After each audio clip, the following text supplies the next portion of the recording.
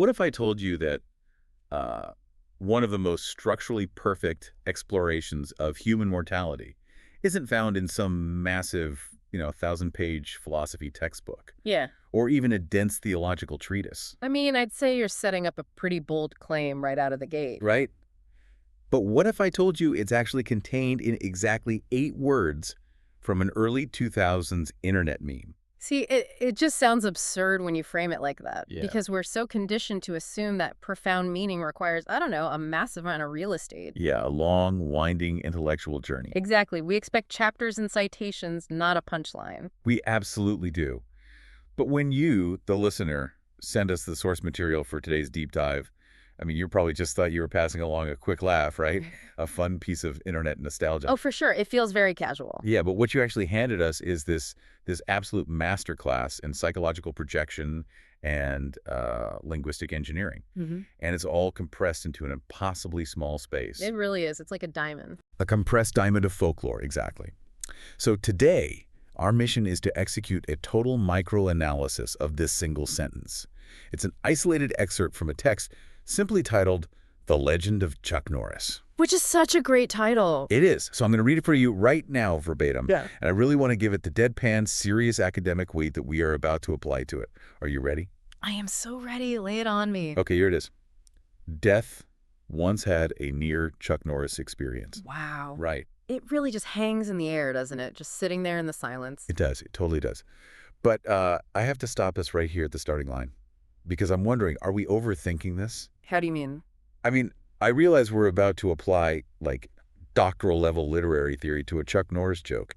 Is there a danger that we're projecting all this mythological weight onto what is fundamentally just a dumb internet pun? Well, no, I completely understand the skepticism. It's a very natural reaction to dismiss comedy. We think it's structurally simple just because it's easily consumed. Right, because it makes us laugh. It must be shallow. Exactly. But I would argue we usually don't think about these cultural artifacts enough. This isn't just some random assembly of funny words. It's a highly engineered linguistic device. Okay. I mean, to understand why those 8 words are so instantly impactful, why they make you smile before your conscious brain even processes the logic, we have to look really closely at the mechanical architecture of the joke itself. Okay, I'm willing to play along. Let's look at the mechanics. If we take this apart, the engine of this entire sentence seems to rely on one very familiar phrase, right? Near-death experience. Yes. Let's pull that phrase out and look at it purely as a structural foundation. Okay. In any society, across virtually all human cultures, a near-death experience is universally understood as the pinnacle of extreme human vulnerability. Yeah, the absolute edge of existence. Right. It's the ultimate limit. Because when you hear that phrase, your brain doesn't just process the vocabulary. Yeah. It instantly loads this very specific, really heavy set of associations. Oh, absolutely. You think of fragility. You think of sheer terror, like a narrow, desperate escape from the inevitable. Exactly. The syntax itself sets up a clear hierarchy of power. In the standard phrase, the concept of death is the immovable object, right? It's the apex force. The brick wall. Yes, the brick wall. And the human being is the incredibly fragile subject colliding with it. So what this joke does is manipulate that deeply ingrained cultural idiom. It plays with the predictive nature of language. The predictive nature. Wait, how so? What do you mean by the predictive nature of language? Well, when you hear the words, death once had a near your brain's prediction engine is already finishing the sentence for you. Oh, right, because we've heard near-death experience a million times. Exactly. You expect the phrase to resolve in a familiar way. The text takes advantage of that anticipation. It uses the heavy, terrifying momentum of human mortality as a setup. Ah, I see. It's like a linguistic magic trick, like a linguistic judo flip. A judo flip is a perfect way to put it. The brain is entirely distracted by the familiar setup, right? We're bracing for a story about human fragility and trauma, and then boom, the punchline swaps the card out from under you. That is a much better way to describe it, yeah. It's a structural inversion. By simply swapping the subject and the object, so replacing the concept of death with the proper noun Chuck Norris, the text instantly subverts your neurological expectations. It totally does. It takes the momentum your brain was building and uses it to establish the unstoppable nature of this new subject. But hold on, let's look at the consequence of that swap, because it's pretty wild. Okay, let's unpack it. By completely replacing death as the existential threat with Chuck Norris, doesn't it fundamentally alter the definition of what an experience actually is in this specific context? Oh, 100%. That is the absolute core of the inversion. Think about what a near-death experience biologically entails. Right, it's a failure of the body. Exactly. Hmm. A heart stopping on an operating table or a terrible car accident. It is a literal brush with the void. But in this new sentence, the definition of the experience shifts. It goes from a biological failure to a physical encounter with an unstoppable, tangible force. So wait, surviving Chuck Norris essentially becomes the new metric of absolute resilience. It redefines the hierarchy of power in the universe. We measure human toughness by our ability to occasionally, momentarily cheat our physical demise. Sure. But by placing this cultural figure in the position of the inevitable force, the text is structurally arguing that he is the new apex of danger.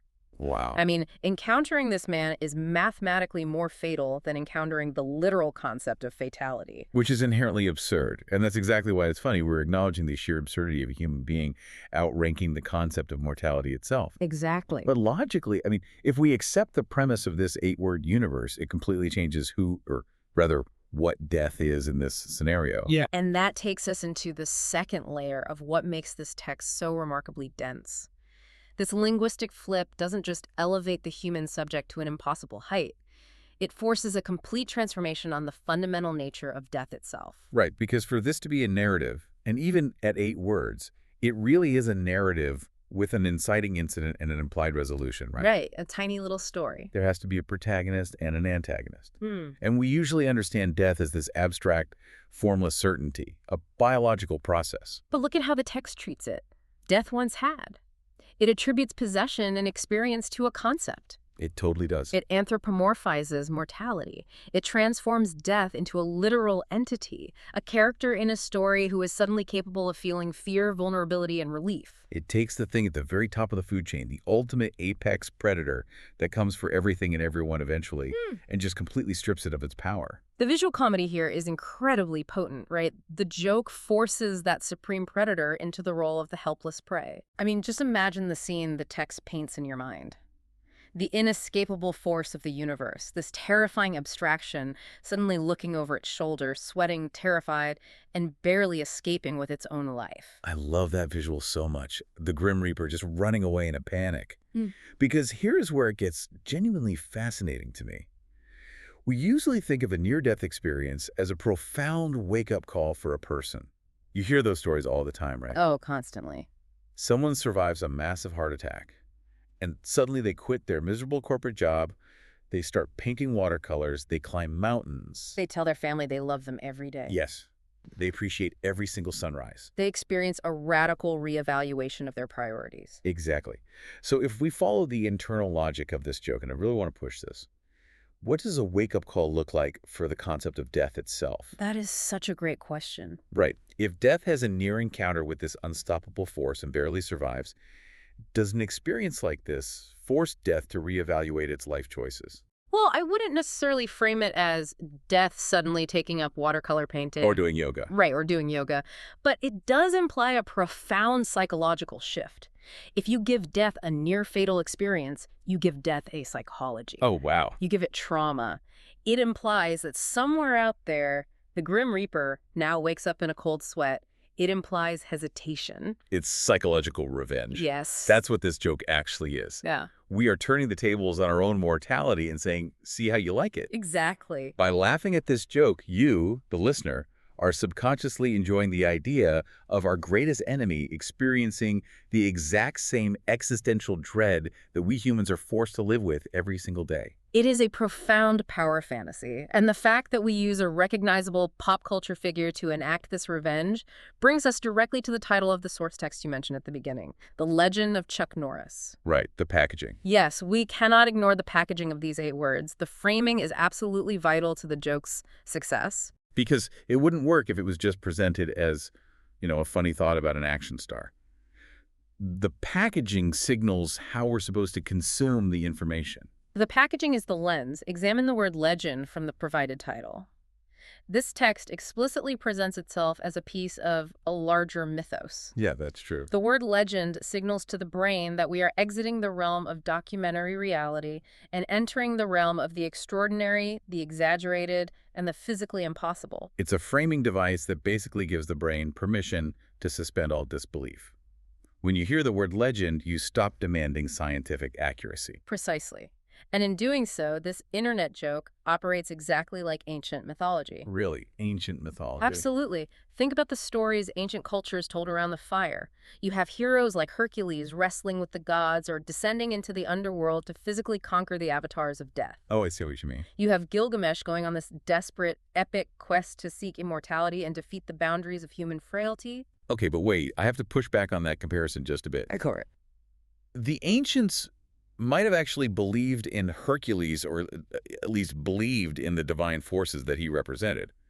We don't actually believe Chuck Norris is a literal god who can punch the Grim Reaper. Right, obviously. You know, it's a joke. Yeah. So does the comparison to ancient myth really hold up if the literal belief isn't there? That is a very critical distinction, but I'd argue that literal belief isn't the point. The psychological utility is the point. The psychological utility. Explain that. The exaggerated claims in our modern source text mirror those ancient drives perfectly.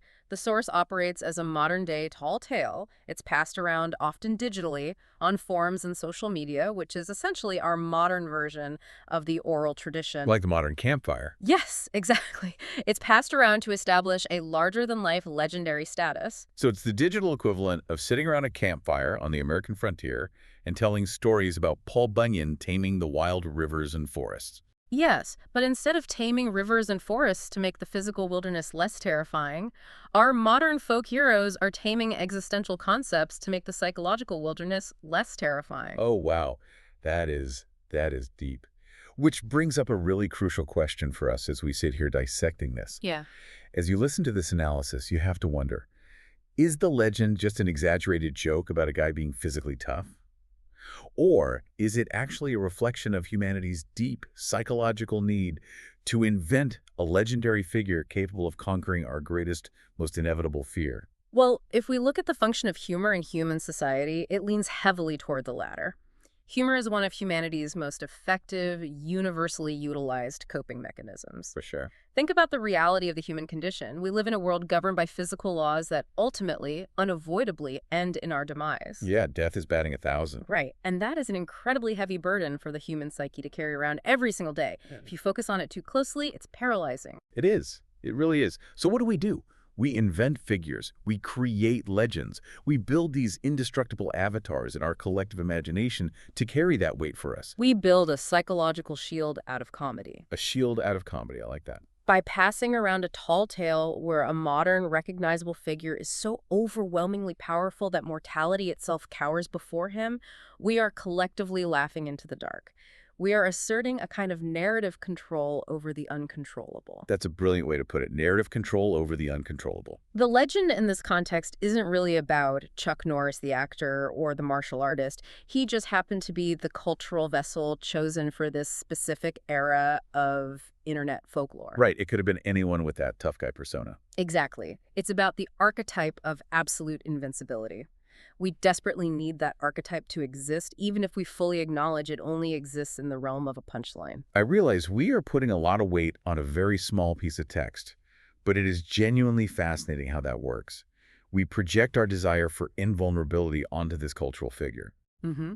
And by sharing the joke, by sending it to a friend, or in your case, sending it to us for this deep dive, we're sharing that psychological armor.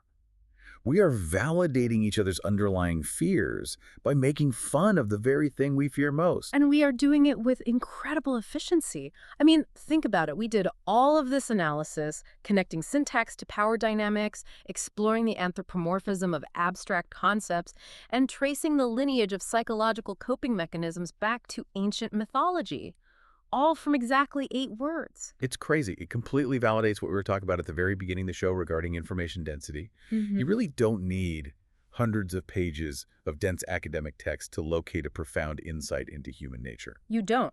Sometimes the most brilliant narrative architecture is hiding in plain sight, disguised as a quick internet punchline that you scroll past in 2 seconds. Yeah. The depth is always there if you're willing to slow down and look closely enough at the structure of the language we use to entertain ourselves. It's the linguistic magic trick we talked about, the pressure of the entire human experience, our collective, unspoken terror of mortality crushing down until it produces a single, flawless, highly engineered, 8-word joke. It really highlights why paying attention to the everyday media we consume matters so much. It reveals so much about how we process the world. It really does. So, to synthesize the journey we've been on during this deep dive today, Let's do it. when you sent us this prompt, we started by just reading a very short, very famous sentence. But by refusing to take it at face value and looking closer at the mechanics, we uncovered the hidden architecture of a perfect linguistic inversion. Right. We saw exactly how a familiar, emotionally heavy idiom could be hijacked and flipped through sleight of hand to completely subvert our neurological expectations. And we explored the unexpected personification of mortality. We saw how the text took the supreme, untouchable apex predator of the natural world and turned it into sweating, terrified prey, basically giving an abstract concept its own psychological trauma. We really traumatized death today. We did. And finally, we broke down the enduring structure of modern myth-making. We saw how the framing of the legend functions exactly like the tall tales and hero myths of ancient history. It serves as a communal, psychological tool that shield made of comedy to help us assert narrative control and conquer our absolute fear of the inevitable. It's just a powerful reminder that brilliant narrative architecture and deep human coping mechanisms are everywhere around you. They're woven right into the very fabric of our casual communication. Which brings us right back to the text itself. We've unpacked the physics of the joke, we've explored the mythology, and we've dissected the psychology. We've covered a lot of ground. We have. But before we wrap up, I want to leave you with a final, lingering thought to ponder on your own today. A question that builds strictly on the internal logic of the universe created by the source text we explored. Okay, I'm listening. Well, the text states, as a matter of historical fact, that Death once had a near Chuck Norris experience. Right. It's canon. Exactly. Which implies, logically and grammatically, that Death survived the encounter. Oh, true. It was only a near experience. The inescapable force of the universe actually walked away. So the question you have to ask yourself is this. If Death truly found itself face-to-face with the ultimate unstoppable legend and somehow managed to walk away with its life, what exactly saved Death in that moment? Oh, wow. Right. Did the Grim Reaper manage to escape through sheer, blind, desperate luck? Or did the legend simply decide to show mercy?